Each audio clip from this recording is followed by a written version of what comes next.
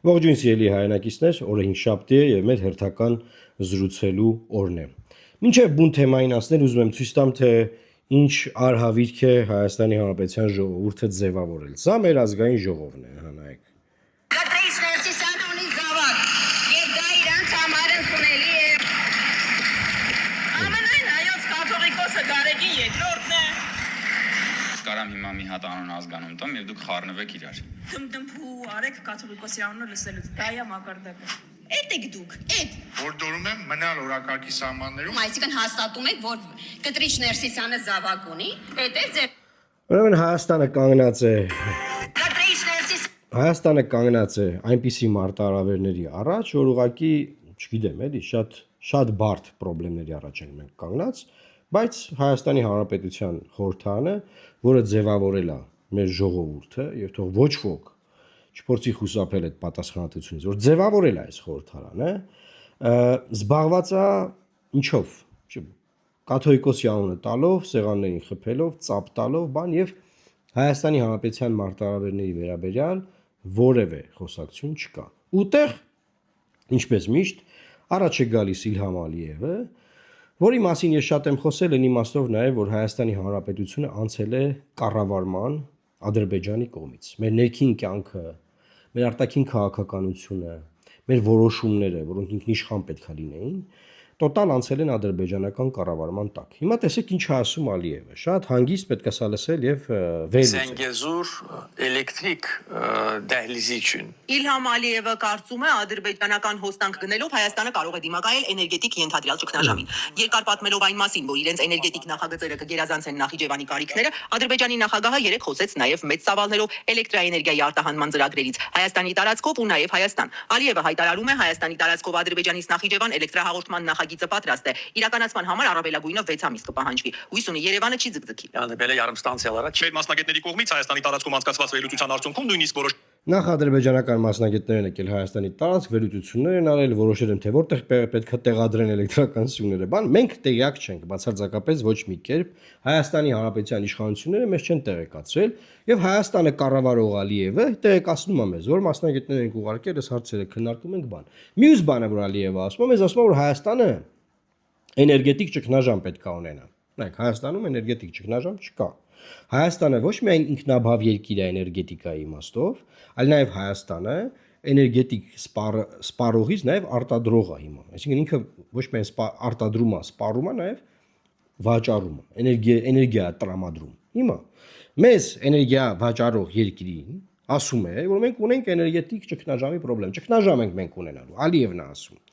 Ինչու ենք մենք ունենալու ճգնաժամ, շարունակեմ։ ել են այն վայրերը, որտեղ պետք է տեղադրվեն էլեկտրասյուները։ Առաջին հերթին իրենք կարող են դրա կարիքն ունենալ, քանի որ այսօր նրանց էներգիայի հիմնական աղբյուրն ատոմակայանն է, որի կառավարումը նրանց ձեռքում չէ։ Քանի շահագործման ժամկետի երկարաձգումը չի կարող անվերջ գործընթաց լինել։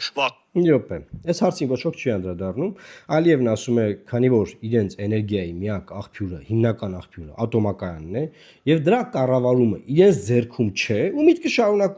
շարունակվում է, ոչ ոք չի արձագանքում, էլի որ մի րոպե, բայց այս ինչ սուտ է մեր ժողովրդին մատուցվում։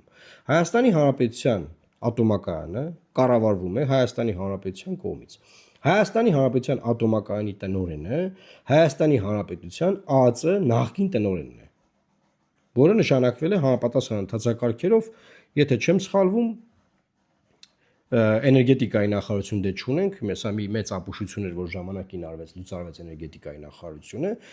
հետո որ հետ եմ նայում, երևի արվել է, որ ապագայում Ադրբեջանի էներգետիկայի նախարարությանը ենթարկվի ամբողջությամբ մեր էներգոհամակարգը, բայց ժամանակին մենք կռիվ ենք տալիս պարլամենտում, որ ինչի եք լուծարում էներգետիկայի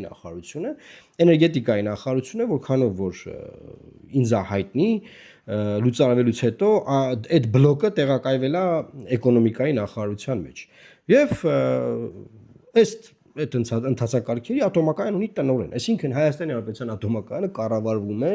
ինքնիշխան Հայաստանի Հանրապետության կողմից։ Ալիևը ասում է, իրանց կողմից չի կառավարվում, շարունակենք, ինքն է որոշել, ինքը տենց է որոշել։ Տենց է Հայաստանի ժողովրդին ինքը այդպես է մատուցում, գնացեք։ Թե ուշ այն պետք է փակվի։ Բնականաբար, եթե այն փակվի, Հայաստանը կընկղմի էներգետիկ լիակատար ճգնաժամի մեջ։ Վաղ թե ուշ այն պետք է փակվի, դե որ պետքա փակվի, նայեք, հերթականությամբ, այսինքն ինքը որոշում որ պետքա փակվի, հետո որոշում որ պետքա փակվի, մենք պետք է անգնենք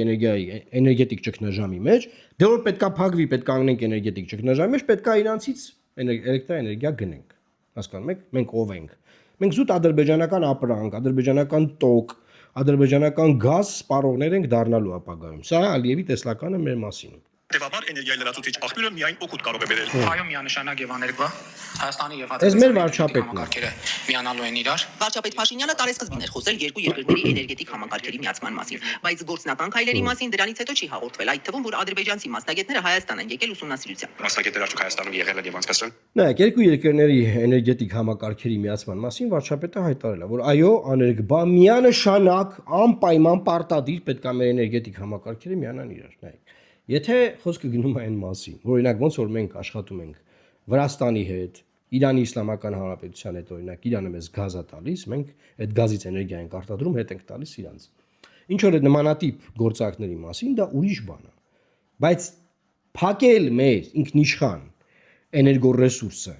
ատոմակայանը ու կախվածության մեջ ընկնել Ալիևից, Ադրբեջանից կամ թեկուզ Թուրքիայից, դա էներգետիկ համակարգերի միացում չի։ Դա Հայաստանի Հանրապետության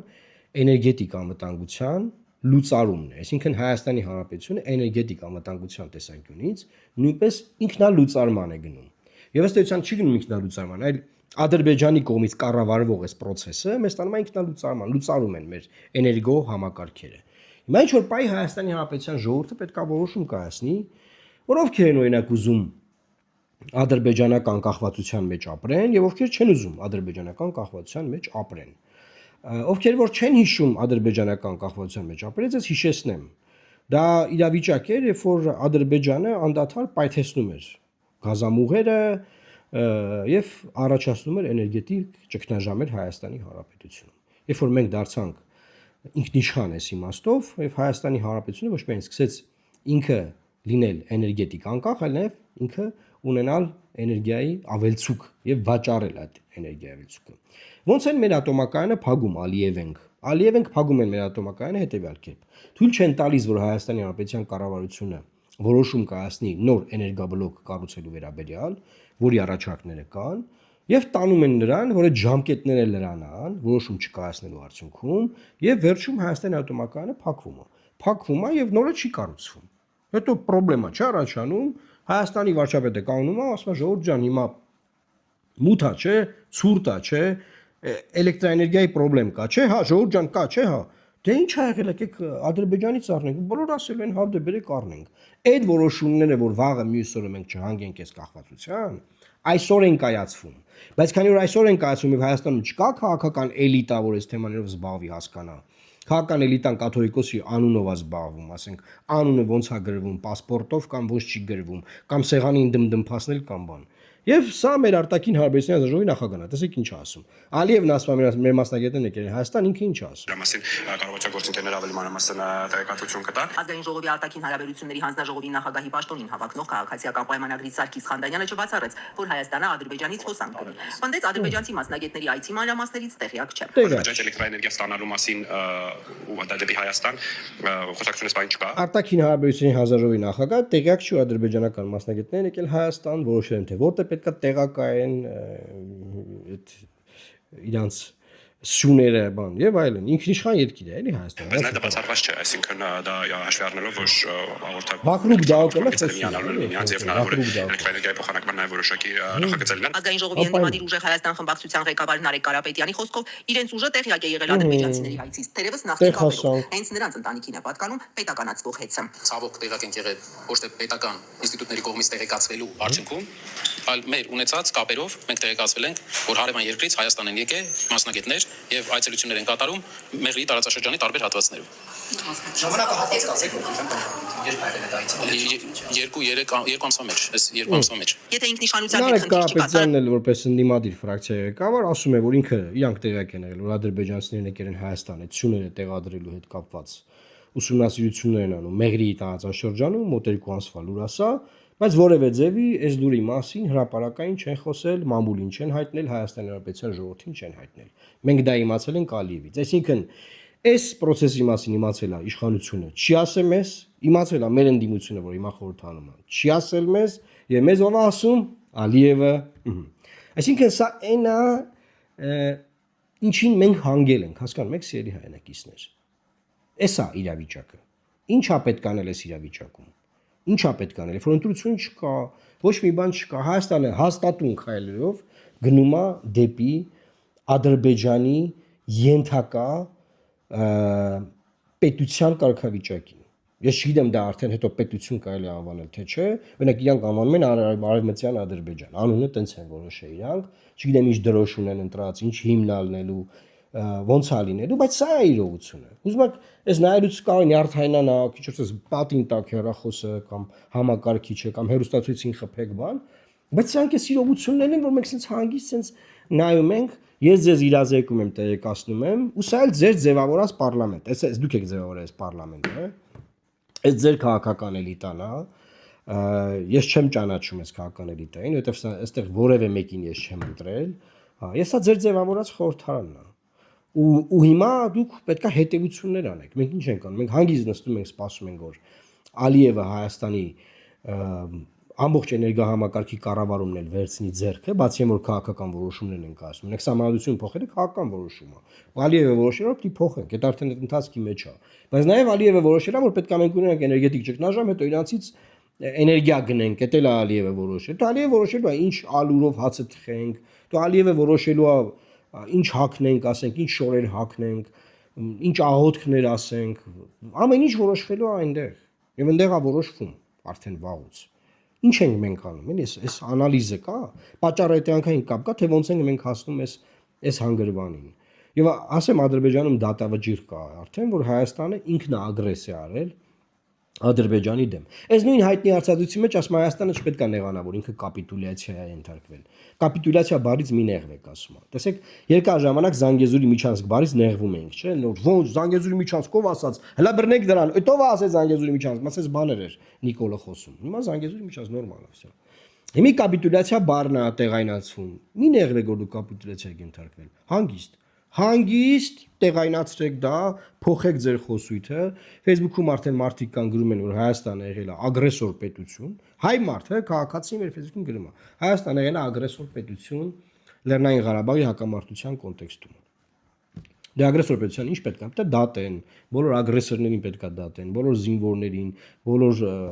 մեր հայրենակիցներին, մեր հերոսներին հետմահու։ Այսինքն դա հետևանքները դրանք են ժողովուրդ ջան։ Ոչ մի նորմալ երկրում, որ քաղաքացին իր երկրին մեղադրի պատերազմի հանցագործության մեջ, ոչ մի նորմալ այդ մարդը չի կարող անպատիժ մնալ։ Ոչ մի նորմալ երկրում չի կարող նման իրավիճակ լինել։ Հայաստանում տենց է։ Հայաստանում տենց է։ Այսինքն մեկ կասի դա խոսքի ազատություն է։ Դա օրինակ խոսքի ազատություն է։ Մարդը ինքը գտնում է, որ Հայաստանը ագրեսոր պետություն է։ Բայց խոսքի ազատություն մենք իրականում գիտենք, չէ՞, այս երկրում չկա, օրինակ տեսեք, ես դատերի մեջ եմ, լիքը մարդ բանտերում է, այն մյուս մարդիկ են բանտերում կամ դատերի մեջ, ինչի համար ազատ խոսքի, ազատ մտածելու, որևէ ձևով ինչ-որ միտք արտահայտելու, ընդդիմանալու, պայքարելու համար, չհամակերպվելու, որ օրինակ թուրք-ադրբեջանական որոշումների կայացման եւ կառավարման համակարգի ենթակա պետք է լինես։ Չես համակերպվում դրա հետ, դատվում ես, ասենք, ինչ որ խնդիրներ ես ունենում, սկսում ես դատվել, քրեական գործով ես դատվում, քաղաքացիականով ես դատվում, Նիկոլնա դատի տալի, մի բան էլ նման պայման քո հետ։ Դե դուք հետևություններ արեք, հետևեք ձեր ընտրած պարլամենտի նիստերին, ձեր ընդդիմությանը, ձեր իշխանությանը, հա, ես շարունակեմ մտածել, թե ինչ կարելի է անել։ Լավ մնացեք, Աստված պահապան Հայաստանի Հանրապետությանը։